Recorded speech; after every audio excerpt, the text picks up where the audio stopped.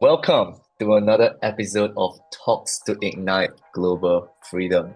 And today I have a very, very special guest with us, Jessica Williamson. I first connected with her back in Australia, and through her presence and her energy and simply just who she is as a woman entrepreneur, I've come to realize that there are very powerful insights that she has experienced in her life that I would love for her to share with each and every single one of you who are watching this, who are listening to this. She's an amazing woman who has scaled 5 successful businesses in all different business models, from product to agency to travel to personal brand. And she's been in this industry for more than 7 years now, leveraging her deep understanding of business, mindset, shadow work, marketing and buyer psychology to help incredible women scale their business and create life-changing transformations. She recognizes that there is no one version of success, that there is no one size fits all for your business, and that's why you need to really tap into who you truly are and what you truly want to create a business that you truly want for yourself.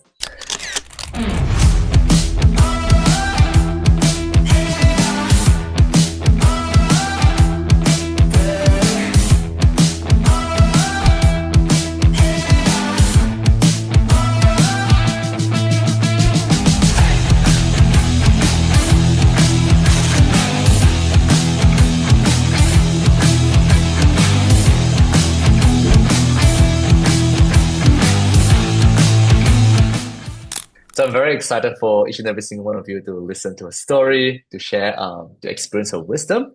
Jessica, welcome. Thank you for having me, Ray. And it's been a pleasure getting to know you over the last few months. So I'm looking forward to this chat and going a bit deeper. Yeah, beautiful, beautiful. So, firstly, I would love to know what has been the most pivotal life experiences that have shaped you into the person you are today? Yeah, so many, but I would say definitely starting my first business was the biggest initiation into who I am today because if I never started that first business as a swimwear brand, as an introvert who didn't want to anybody to know I existed, to now having scaled my personal brand and leaving such a big impact. It was just like the stepping stones one by one to lead me here. So that was the biggest part was becoming the entrepreneur that I kind of always knew I was deep down. Yeah, right. And is there like a pivotal moment potentially when you first started that business that got you over the edge, that got you taking that leap of faith? Because I know a lot of us as entrepreneurs, there's always been this pivotal moment where it's like, enough is enough. If nothing changes, nothing changes. And it's time for something to shift. And for me, it was when I was made redundant in my full-time job. So for Mm, you, was there like a specific moment that you were like, it's time for something different? yeah. In all honesty, I was working in digital marketing at the time and I was just growing Instagram accounts for fun. And I know it's not everybody's idea of fun, but I was like on there when I was in the bathroom, when I was driving, when I shouldn't have been, like just doing Instagram, building accounts for fun. And so at the time, I had many different ideas, like maybe I was going to do a homewares business. Then I was like, maybe just fashion. Then I thought swimwear. And I remember driving home from work one day just thinking, just choose one. What is the worst that can happen? Because sometimes we can look for the right answer or the perfect answer, but it's like while we sit in indecision, we're just wasting time. So I didn't really sit in that indecision for too long until I just said, okay, let me choose swimwear, which now that I look back is definitely the hardest choice. One, because it's seasonal. Two, it's very competitive, not just in fashion, but then swimwear, where people buy one a year. It has to fit perfectly. Whereas if you make a dress and it's off by 1 centimeter, it's not a big deal. If your bathers are off by 1 centimeter, you got all your bits hanging out, and there's a problem about it. So it's probably the most difficult choice, but because I didn't see those as roadblocks, I didn't even think of those being a problem. They weren't a problem. They didn't even cross my mind. Yeah. So yeah, that was kind of the moment where I was just like, choose one, see how it goes. Yeah, it's so interesting because sometimes people stop the decision-making process because they get so much into their head, right? Mm. And there was something in that moment where swimwear for you was so resonant that you weren't too much in the over consideration phase or indecision phase that you decided to choose that.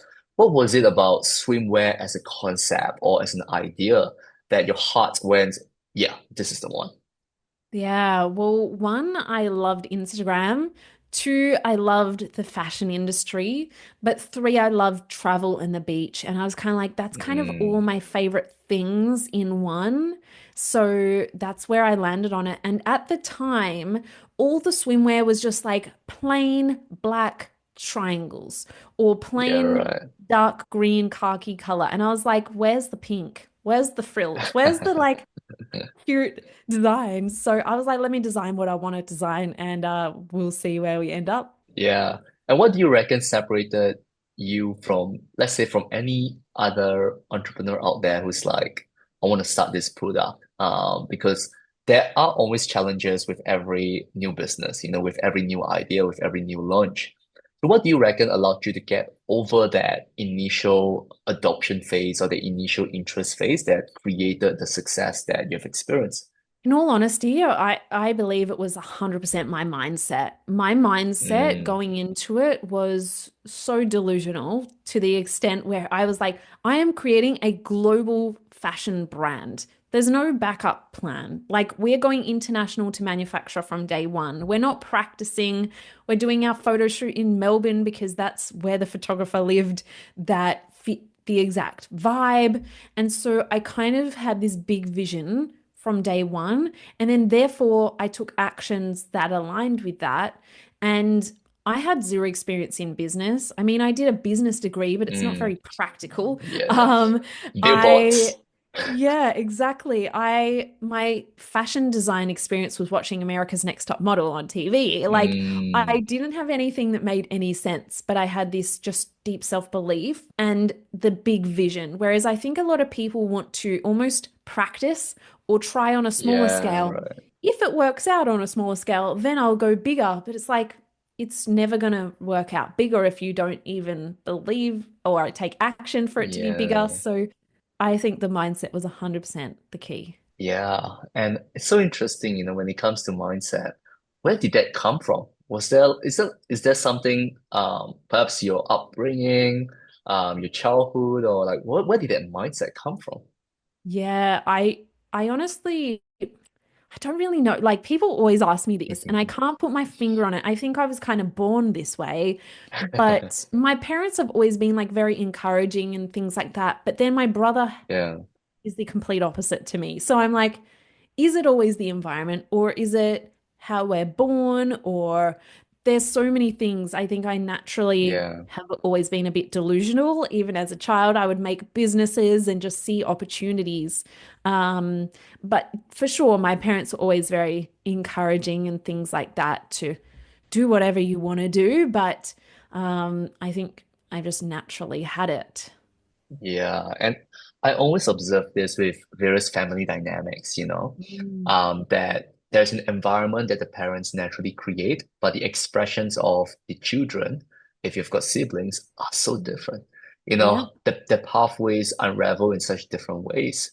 And I feel as though sometimes, in my experience at least, that my siblings and my parents are simply mirrors for me to experience specific lessons within myself. Yeah. That they serve that specific purpose to reflect what it means to be in fear, what it means to be in stagnation, what it means to be even in love in various capacities.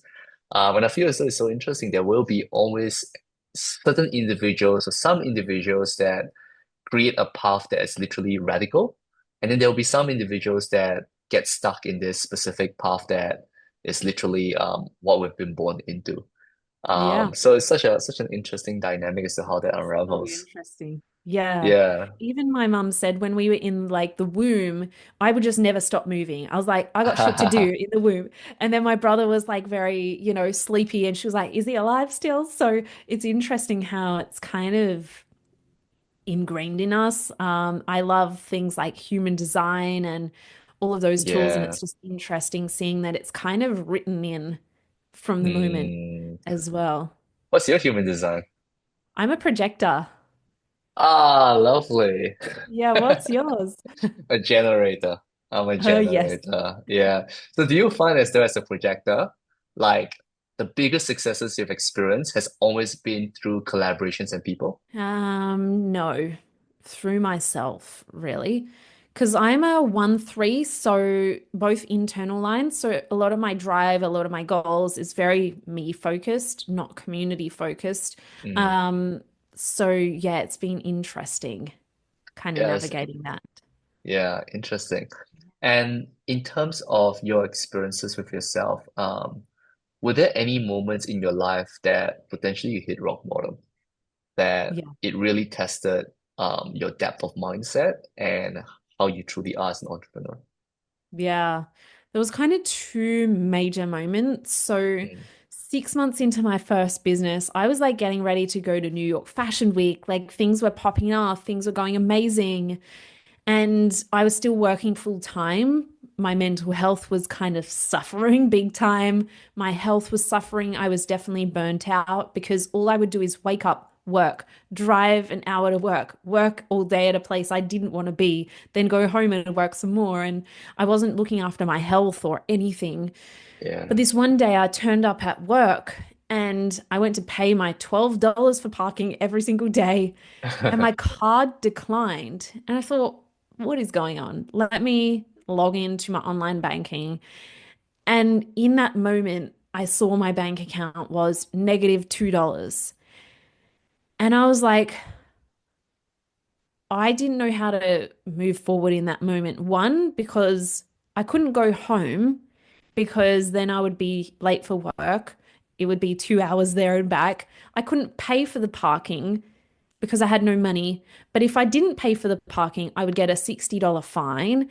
And I also had no lunch or food that day because I was too busy to prepare food. So I was going to have to buy food. So there I was with no food. Like I didn't know which way to Yeah. go and I didn't want to be there. And my mental health was saying like, screw this, screw that. Like, what is the point in all of this? Yeah. And while it may not sound like so massive to be like -$2, it could be worse. But I was always someone, even from the age of 14, I was a big saver. I bought my first Mm. car in cash, like very small price, but like bought it in cash. And like I always had a massive buffer zone of just money there for a Yeah. like 20-year-old, a massive amount. And so that moment I was like, where did my money go? I don't know where the hell it went. Like Yeah. it almost felt like someone stole it, but that someone was me. Yeah, And right. I'd started a business and the sales weren't flowing yet, but I was spending all this money just saying yes, new opportunities, new collections, had to do these things. And so it was like a big moment where my mind could have easily said, see what happens when you start a business. You hit rock bottom. Mm. You your health suffers, your mental health suffers, you're not even eating properly. I could have said, I'm not a good business owner. I lose all my money when I try and start a business. There are so Yeah. many narratives that I could have said, and it would have been very easy to just quit then and there and just stay at the Yeah. job that I hated. But it's interesting because not one of those thoughts crossed my mind. And Yeah. it's only now that I look back, I'm like, there are so many things I could have thought, but why Yeah. didn't I think them? And I think part of it is because naturally I kind of separate stories from facts. And the Yeah. fact was, accidentally emptied my life savings.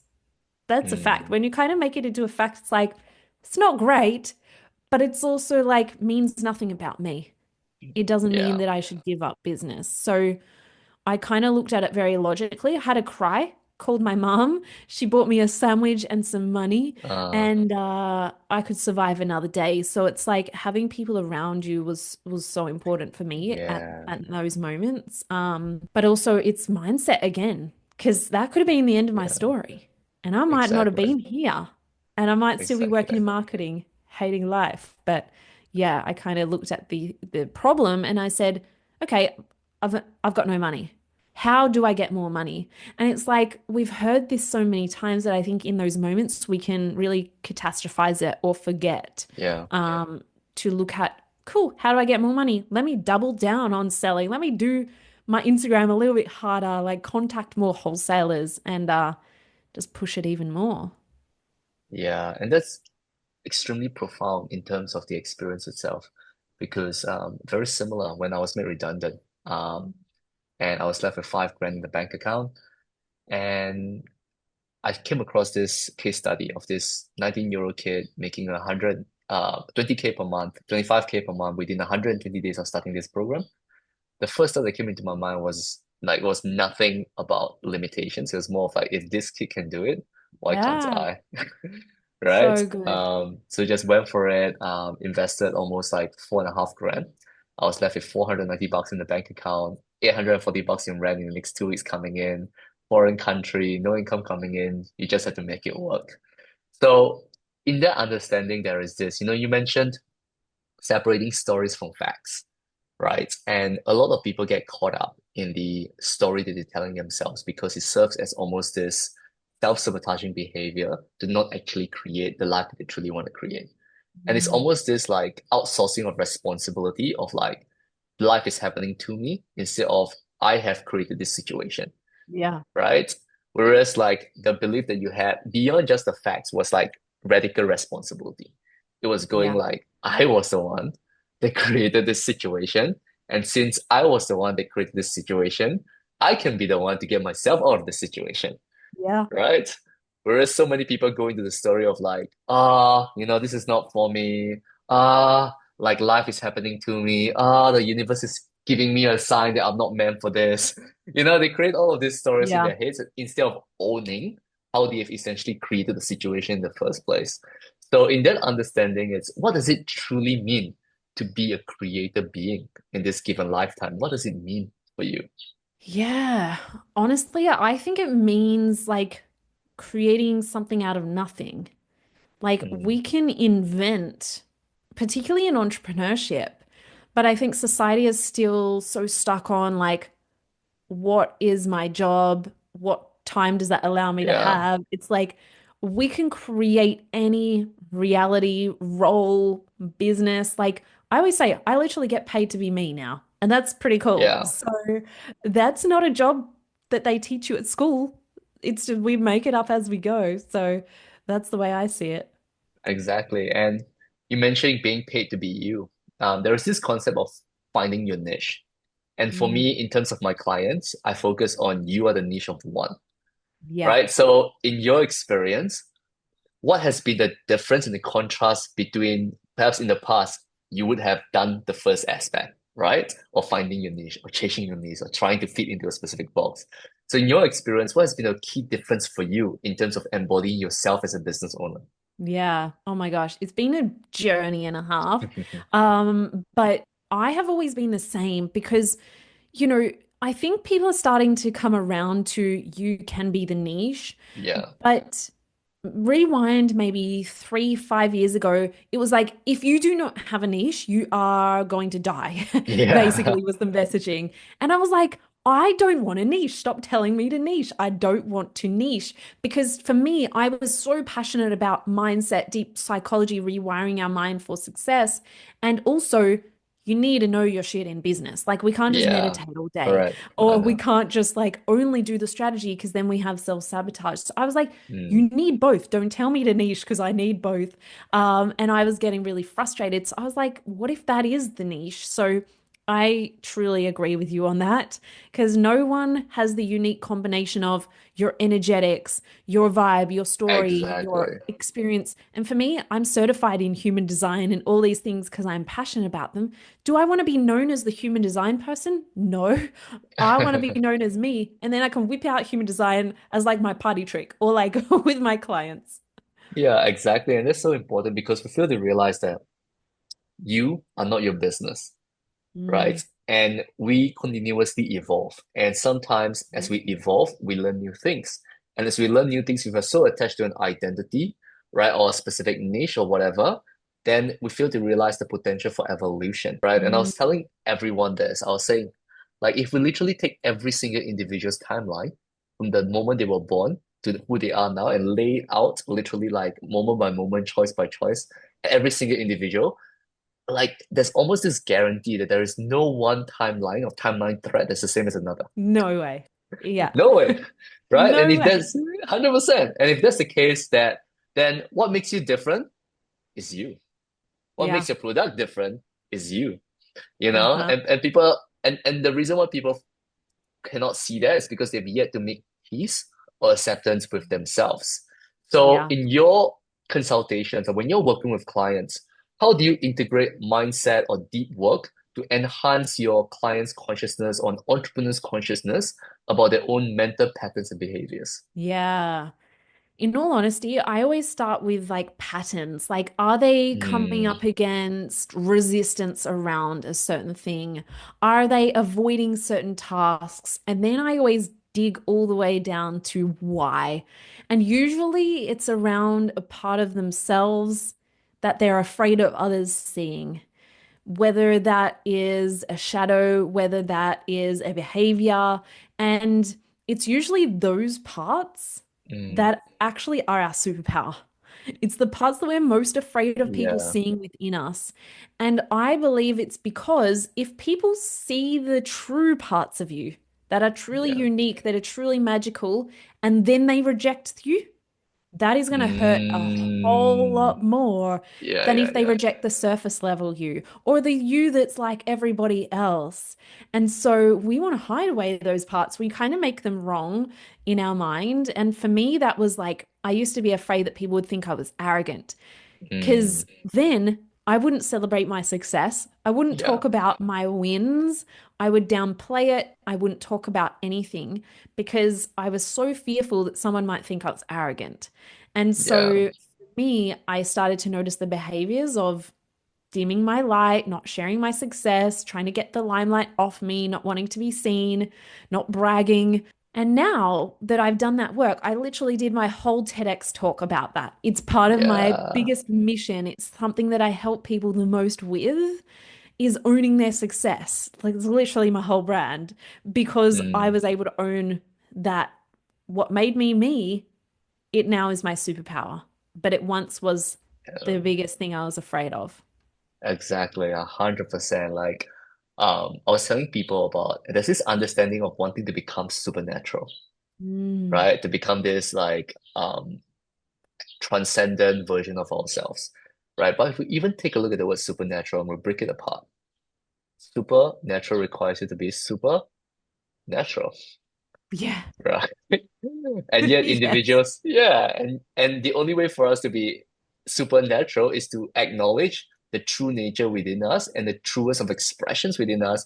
And exactly as you said, allow those parts of ourselves that were so afraid to be seen to actually be seen, right? Mm. And I've come to realize that true power and ultimate power itself is truly ultimate vulnerability.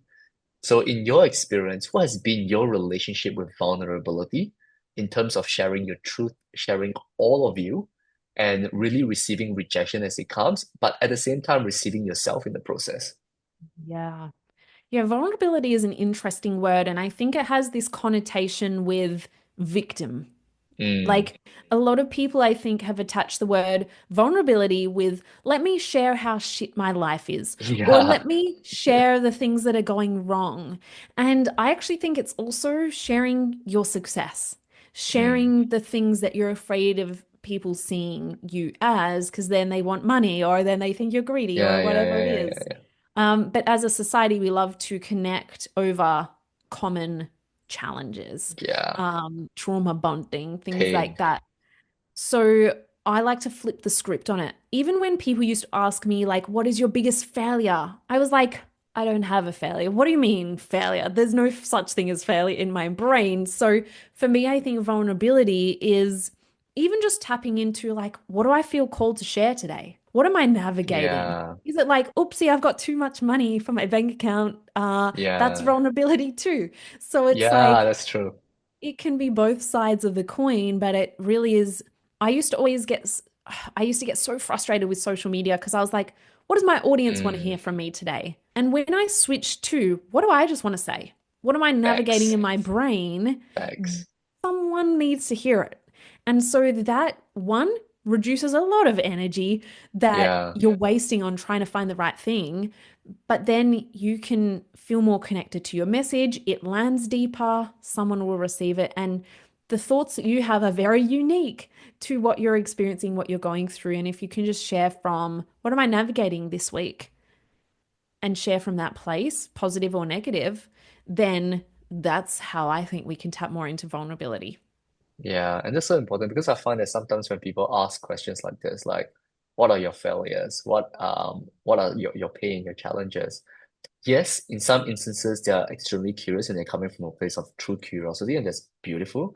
But then there are Mm. also individuals who express that because they are looking for an excuse to take you off the unconscious pedestal that they put you on, right? Yeah. Instead of actually looking at themselves and going like, how am I creating this pedestalization or how am I creating this rejection within myself that is needing this person to go, what is your pain? What is your challenge? Because they're so Yeah. attached to the idea of pain. So in your experience, and I would love to really understand this because there will be quite a number of women who are watching this. What has been your experience as a woman in business? And how has that translated to your success? Or have there been moments where being a woman was challenging in the business industry? Mm. Yes, I have always been very conscious of the narrative, or it sucks to be a woman, or it's more difficult, and I've never really subscribed to that belief. And I've definitely been underestimated. The number one thing I've always had, and it's always men Mm, who like to voice this, but the amount of times that I'll get a DM or a message from a male that's like, wow, I never imagined you, quiet Jess, would be successful. And it's mm. like messages like this on LinkedIn from random people I don't even remember working with in my corporate career. Or it's like I'll meet someone for the first time and then they look me up after and they're like, oh shit, I didn't realize you, quiet girl in the corner, is actually legitimate. And like they feel the need to Yeah. voice this to me. And now I actually enjoy it. I'm like, this is so fun because like they don't see me coming. They're not going to see me coming. So I kind of enjoy it a little bit and I've learned to embrace it. But it used to frustrate me so much because people Mm, would overlook me, even sometimes women. When I was first like trying to get into the corporate world, trying to get a job, I always got the feedback, sorry, you're too quiet for this role. And I was like, didn't know being loud mm. was part of a job description. But I'd always been underestimated because I'm not the loudest one in the room. I'm like a blonde young girl. People are like, she can't be legit, you know? So even when I was going to do my TED talk, Mm, I actually flew to Melbourne to do a speaker boot camp. And on the way home, I was sharing a taxi with one of the teachers and yep. expert in professional speaking, multi six, seven figures doing the speaking route. And I said, one of my goals was to do a TED talk. And he said, Jess, that's really great. That's ambitious, but you're nowhere near ready. And Wow. you probably need to do a lot more work. And I looked at him, and luckily I'd done a lot of the inner work by then because I was like, Yeah. I'm doing it Saturday. So just watch me. And it's lucky because if I was not that confident in myself, Yeah. I would have spiraled. I would have Yeah. self-sabotaged. I maybe even would have pulled out, thinking, I'm not ready. Yeah, he's right. He's the expert. I'm not the expert. How Yeah. dare I go and do it? But I went and did it and I nailed it. And now I'm a TEDx speaker and I'm going to do Yeah. many, many more. But I think it really starts with our confidence within because I am not necessarily the definition of like extrovert, but I've always Mm, been very confident in what I'm capable of. And so if there's any skill that I think anyone needs to build is just knowing what you're capable of, because people will tell you you're not capable, particularly as a yeah. woman. Yeah, that's so important because self-confidence and not just self-confidence in and of itself, this quiet, grounded calmness and this trust Mhm. within self transcends any individual that, just puts themselves out there because a lot of the times these individuals do that because they have this deep inner void of needing to be seen, whereas Mm, like individuals who are so embodied in their skill set and their craft that there is no need to project or be loud in those aspects and simply through conversations people can feel the presence. yeah. And I've seen and this is the thing with individuals sometimes, like once they achieve a certain level of expert status or like whatever that they label themselves with, or because a lot of people in the, especially in the online space, love to give themselves labels, like, oh, I'm the Mm, number one coach in this, I'm the best coach. I'm like I have no idea who gave you that title besides the clients that you're working with, you know. And then they create this superiority complex or this God mm, complex that this is the expertise. And if you say that you're entering into this realm for the first time, if they're not integrated in themselves, they try to bring you down because of yeah, their, it's literally a projection and reflection of what they're not meeting within themselves. So yeah, with women who potentially struggle with especially for the feminine, their throat, their ability to voice their mm, truth, it's like stuck because of the patriarchal or the distorted masculine system of you like repression, and they're mm. stuck in their ability to express their truth. How have you managed to really own your throat chakra and your expression? And how have you supported women to also do that? Yeah. I think for a long time, I used to think I had to be louder. Like I had these visions of Mm, speaking on stage, and everyone I saw on stage was like swearing or like screaming and like, woo, really high vibe energy.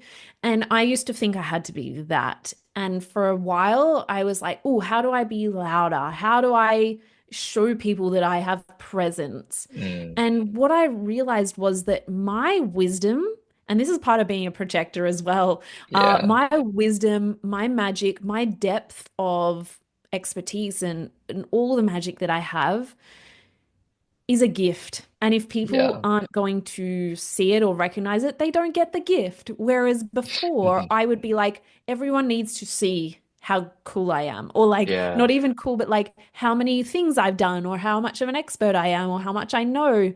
And I used to try and over explain stuff on social media and try and really show up in that presence. But now I'm like, actually, that's for the people who are behind the scenes. They get to experience my depth. People who come to my events, my clients, my closer friends, or people who really want to be in that essence. And then the rest of the people, that's okay. So for me, it's actually been about deciphering more so mhm, on not trying to have everyone hear me, but to actually realize that my voice is the gift and not everyone gets it anymore. yeah, yeah. And when did that shift occur? What transpired? What was the situation? I think I was just getting tired of trying to push it, trying to be Yeah, like, hello, here I am. Are you going to see me or not? yeah, And I just got tired. I got tired of feeling bitter on like trying to assert mm, my information, my expertise, like giving people so much, giving free advice in the DMs, giving, giving, giving. And then people like, no, thank you. I don't want your yeah, advice. So for me, it was just really about learning that and knowing that I don't have to talk all the time. But when I do talk, it's going to be damn valuable. And it might just yeah. be like one sentence and that's enough. I don't have to overprove what I need to say.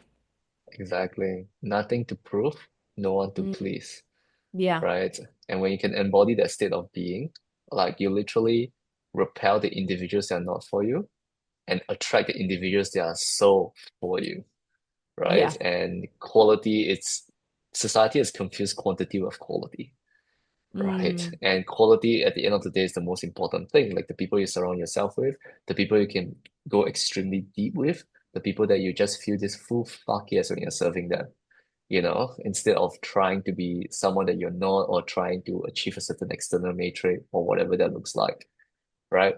So there will be a bunch of women who are so in their feminine, that they lack the masculine structure, right? And they love and they have such profound spiritual gifts that they want to give to the world, but they just can't seem to bring their gifts into expression or bring their gifts into structure and scale a business because their channel is so open and they're so connected to the ether. They struggle with actually creating the systems in play. So with yeah. your own decision-making processes and the systems that you've created for yourself, what advice do you have for these women to even get started or to become consistent, especially with these women who are so in their feminine and so much in flow? Mm, yes. It's an interesting balance because I very much am more on the masculine, just naturally. So I've had to learn how to be more feminine. But what I actually teach is there's kind of this spectrum where you're kind of so far in your feminine where it's almost a level of avoidance Mm, on taking action on your goals. And then you can go so far on the other end where you're so far in your masculine that you end up in burnout. And so you'll mm, kind of be somewhere along the spectrum. You'll either be deeply avoiding or not taking any action on your goals or the things you want to do, or you're taking a bit too much and just need to chill yeah. out a little bit. And so what I say is for both ends, you need boundaries. Both ends, you Mm, need more structure for a little while you're consciously working through it. And then as you get into a habit, it becomes subconscious and you no longer need as much, boundaries. So for me, when I was deep in burnout, extreme zone, I set boundaries around rest. I set feel good cool. Fridays. I set flow time. So my afternoons are mostly flow time. If I'm pumped about a project that I'm working on, I'll do it. If I want to lay on the couch, I'll do that too. So I set boundaries around that.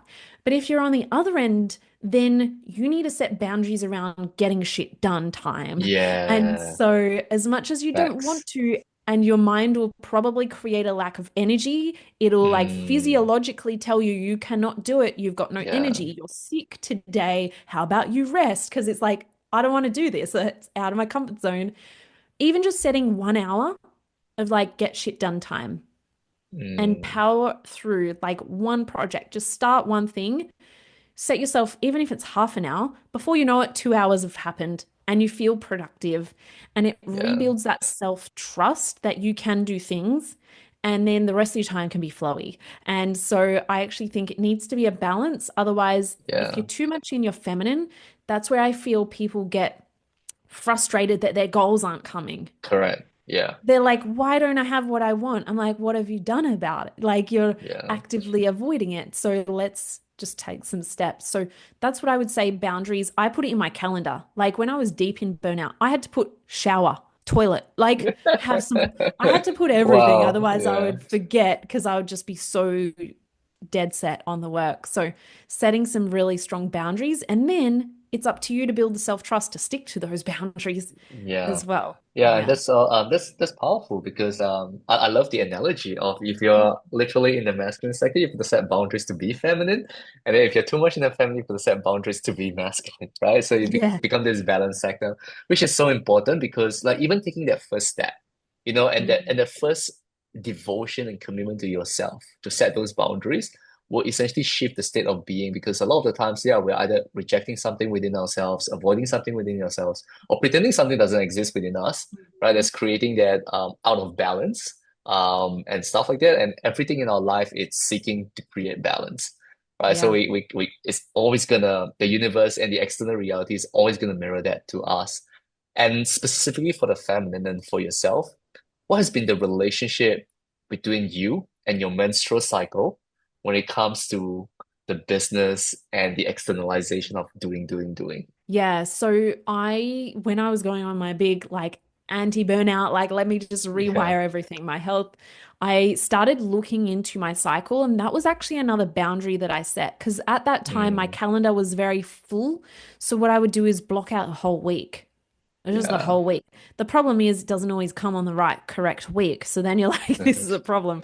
But I would block out a whole week and just have that as flow time. And I don't do that anymore though, because Mm, now I might have like 2 calls a week in my calendar. So yeah. if I really need to, a lot of my projects and things can be more flexible. Mm, But I kind of have found this equilibrium, whether I'm on my rest time or not. I kind of have this flow anyway. mm, But I will just notice it more so in my mental state. So is more around noticing if there's some negative self-talk coming up around a certain time of my cycle. It's like, okay, these aren't my thoughts. It's okay. They will pass. And so that's been the biggest thing for me now is now that I've kind of managed my energy, it's just more so the mental part of it and knowing when my get shit done energy, I'm like, whoa, I'm so productive. This is amazing. And I used to beat myself up that I wasn't that productive at the rest of the mm, time. So now it's just yeah. knowing that I have the ebbs and flows. Yeah, that's so important. And it's so interesting because I've had conversations with so many different women entrepreneurs, and some of them are, essentially most of them has expressed the importance of really connecting with your body, right? Their body, their womb, the sacral, the wisdom that's within their body, because usually it directs them towards almost this energetic capacity of when is the time for us to create and be structured, or when is the time for us to be in flow and actually like create, allow the innovation to come forth. Yeah. So in your journey of actually connecting to deeper with your feminine, how has Mm. that journey been for you, and how has that process been for you? Yeah. It's interesting because I have some friends who are deep in their feminine and they will not do anything for like 3 weeks of the month and then they will do everything on the 1 week. And I'm like, I got shit to do. So I can't like just not do anything for 3 weeks or like, when it's not optimal time or they'll only launch something on that 1 week. But for me, it's kind of a continuous evolution, but I also, Mm, I mean, and this might be a belief for me, but it's like I don't want to be that much connected to it, where it's like, mm, sorry, I'm a woman, I can't do what I want to do in the rest of the mm, month. But it's just about, I always just check in with myself. I actually more so just go, what do I need today to feel my mm. best? If I'm feeling in stuck energy or feeling like something's out of alignment, whether it is with my cycle or just with my mindset or my stress or, cortisol is out, I'll just check in and sort of be like, what is it that I need today? Is it rest? Is it fun? Is it more flow? Is it to just actually Yeah, get this shit done because then I'll feel good about it? So I kind of tap more into it in that sense in the moment when I feel like something might be a little bit out of alignment, so I can come back yeah. into. And that's so important, like because the thing is like everyone is different, right? Mm, And everyone has got their own psychological, mental, emotional, spiritual profile. And there will be people who will express that this is the truth of the world or this is the truth of whatever, mm, right? But it's so important for us to create those moments to connect with self and be present with what's coming through ourselves, through our mental, through our body, through our emotional, and make mm. decisions based on that, more so than Yeah. just what people are saying or what the collective is saying, right? And that's something that I feel as though it's so important for individuals to begin to realize to realize that they can actually reclaim the power back to themselves. So, with your experience in scaling all of these amazing, diverse business models, what key advice would you then give to entrepreneurs who are unsure of how to unlock their full potential? Oh, where do we start? This is a big question.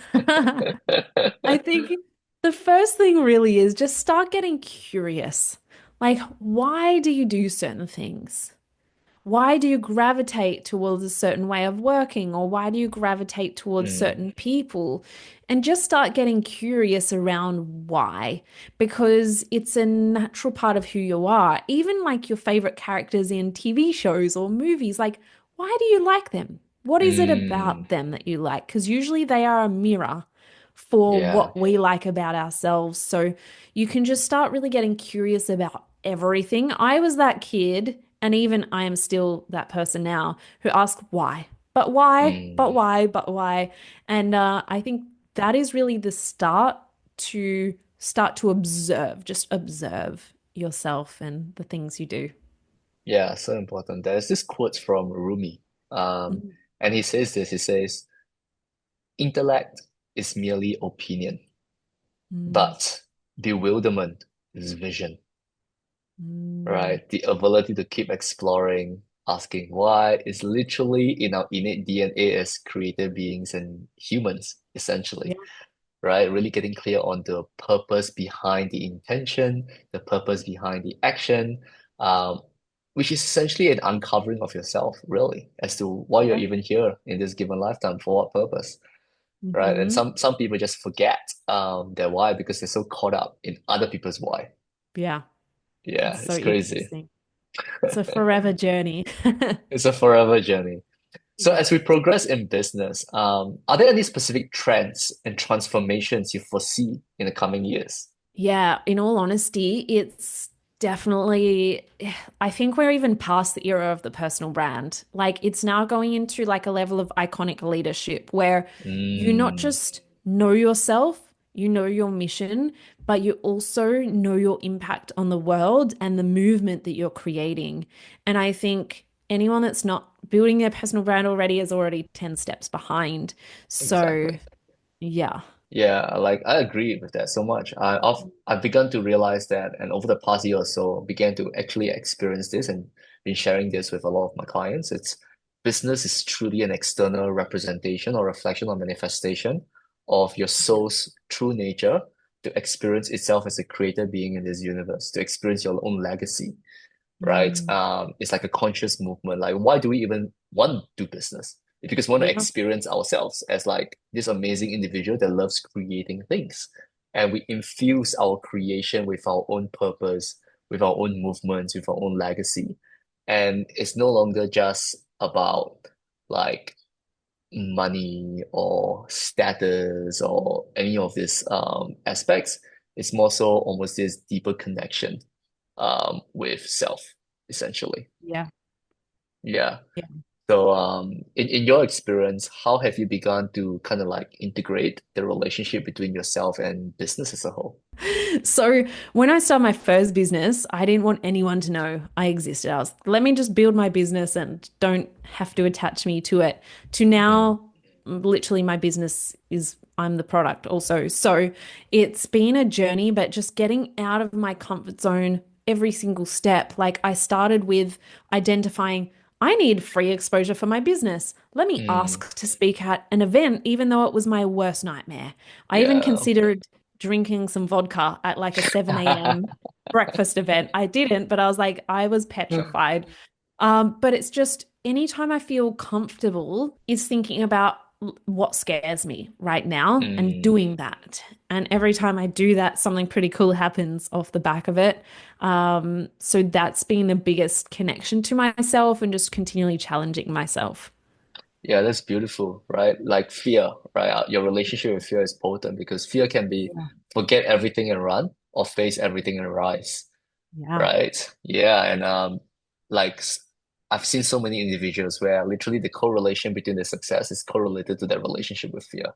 Right. Like Hmm. how much fear really stops them in their tracks. Yeah. So in your experience, what has been the biggest fear that you have needed to overcome to in order to step into this version of yourself? Honestly, it's just being seen. Like, in all honesty, Mm, like I used to be afraid of someone giving me eye contact. I'll be like, wow. don't look at me. I don't exist.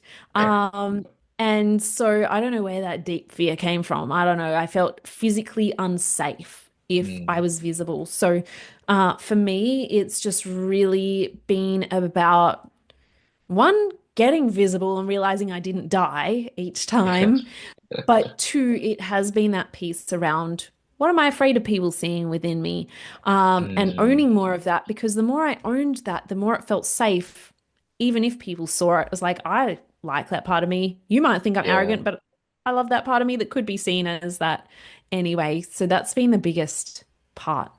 Yeah, allowing yourself to be seen. I love it. Yeah. So I always love to ask this question to every single one of my guests, right? And it's this, like, if I give you this mic right now, and the moment you speak into this mic, literally every single soul on this planet will receive the message, what would you have to say? Oh, what would I have to say? That anything you dream of right now is already possible. And I honestly believe that if everyone truly, because people like, cool, sounds cute, like it's a nice quote, but no, if everyone truly believed that, imagine the moves they'd be making. Yeah. Exactly. Uh-huh. Exactly. Beautiful. In this infinite universe, everything goes. Believe in yourself and things will materialize.